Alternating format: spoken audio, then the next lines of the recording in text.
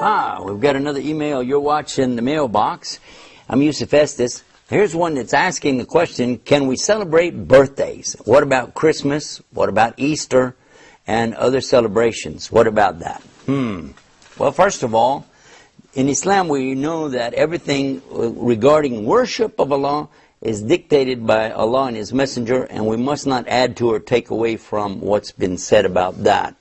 In the matters of the life, though, just daily life, we're free to do whatever we'd like to do except what's totally forbidden for us. If something's forbidden, then we mustn't do it.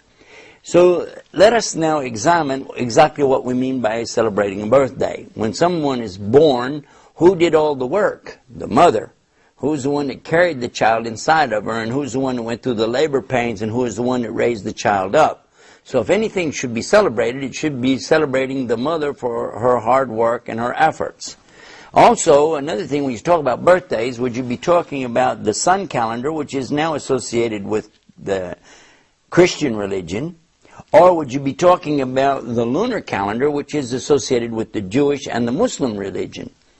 Because if you go by the sun calendar, there's 365 days, 0.4. And then if you go by the lunar calendar, there is 354 days. So the years are not going to be the same anyway.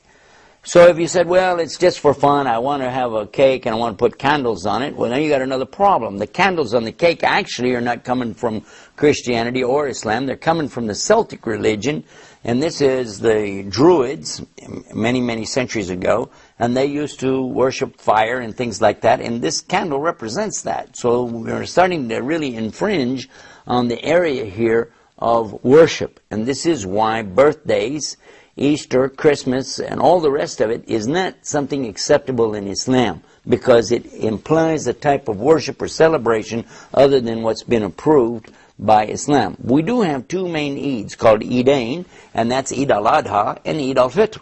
And if you understand how that works, we've got plenty of time to celebrate in there, have a good time. And as far as some of the other celebrations people are talking about here, I wish you would talk with your imams about this and find out the reason why. Okay, we've got another one in here. It's asking about plucking the hair from the face and the eyebrows. Well, if you're altering what Allah has given you, you must have a really good, legitimate reason for this. Talk with your imam about this and he'll explain it to you. But basically, if you have something that's not characteristic of normal appearance of a human being, this is one thing.